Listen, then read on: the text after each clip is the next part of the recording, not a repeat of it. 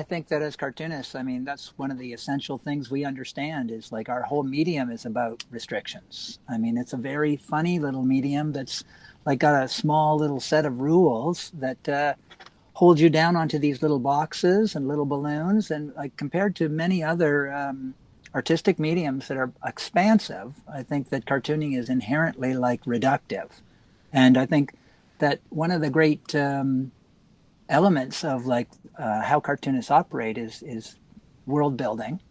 And I think what we're seeing right now is like an enormous section of the population placed into the category of, or into the same circumstances that cartoonists are, where they're in a restricted space and they're now starting to try and build worlds for themselves. Seth is a Canadian cartoonist and the author of It's a Good Life If You Don't Weaken and Clyde Fans.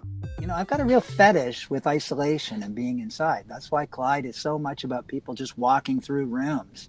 I knew that that building they were in, I wanted it to be so familiar to people by the end of that book. I wanted them to know which rooms they were going through, to feel they'd gone down these hallways before. A lot of it has to do with childhood. I have a kind of a fetish for the childhood I grew up in, which was very much a closed little world with me and my mother. And even though we moved a lot, the interiors of those places have all kind of merged together into one sort of interior space.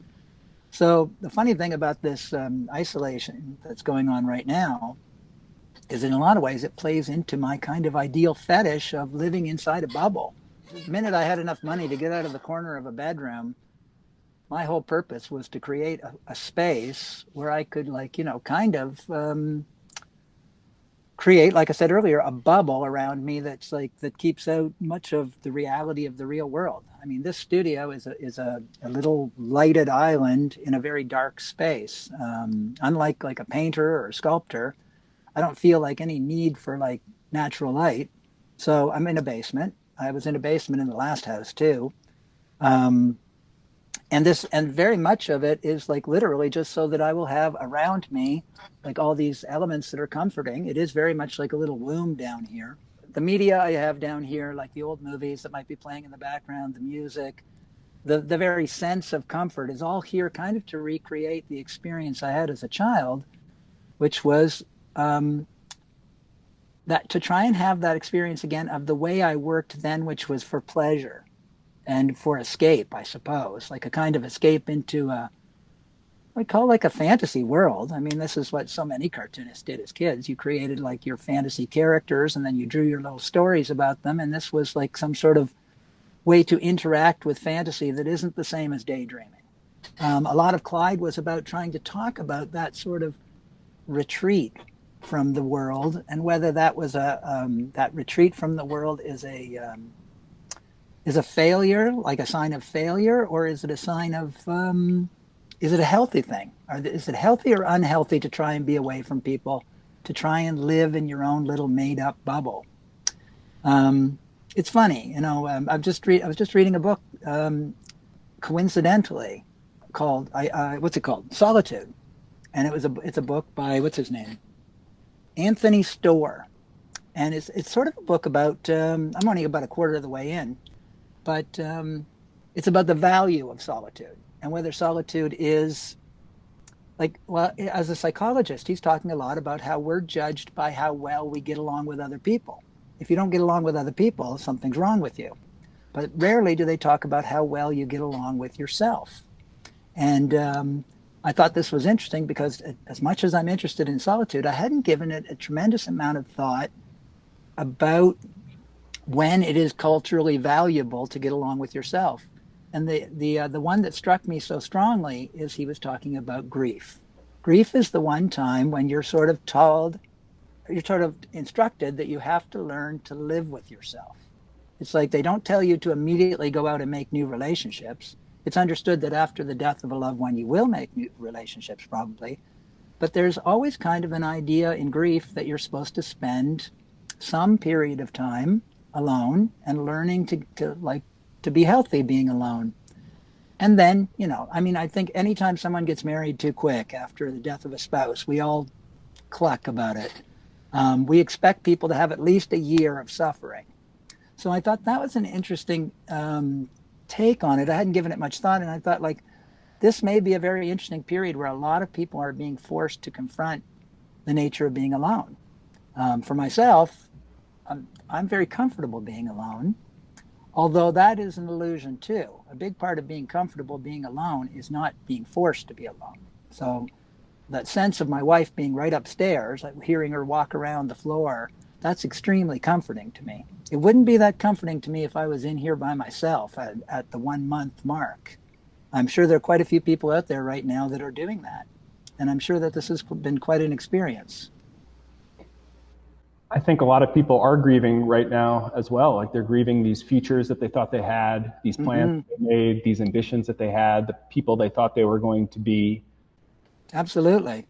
No, it's extremely interesting to think that there's a variety of things happening right now. One of them being is that we're going through a time that especially young people will never forget. There may be many people in the future, like middle-aged people, saying, remember those 2 months when we were in the house with mom and dad or whatever, and those may be like amazing memories. The interesting thing about how culture has been going is, like, America's been at war for what, 30 years now? And it's had no effect on people's day-to-day lives in America. People forget they're at war. It's not like World War II, where everyone was like hunkering down and growing a victory garden. And, this is not the nature of North American disaster. So even what we're going through right now is an abstract experience, mostly experienced through media. Unless you've got somebody who's dying in your family right now. This is like an experience of sitting around in the house, eating, watching movies, playing with your pets, talking to the kids, whatever. It's like, I swear every day I come upstairs and Tanya shows me 10 funny memes about people being stuck in the house. I'm like, that's very odd when you think about that this is like a pandemic that's raging through the culture. Now, maybe this won't be the story in 6 months. Maybe in 6 months, I'll be like in a ditch somewhere, like gasping for air. But right now, it all feels very abstract. And I think that in some ways, this perfect confluence of media and the fact that, like, and the comfort bubble of like the first world, it's like there's never been an experience like this before in human history. It's very strange. Thing I think that I find dispiriting in the modern era is that I'm much more aware of like a sense of a big population that is not swayed by facts.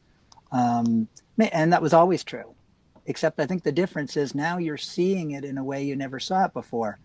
I mean, when you got your news from like a couple of news sources, a newspaper, a couple of like major television stations, those gatekeepers really created an illusion of a narrative for how our societies function and what people thought.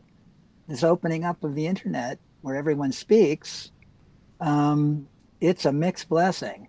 I must say that my feeling about humanity is certainly grimmer than it was 30 years ago, that's for sure. And I don't feel like the idea of social progress is such a clear path that I thought it was before.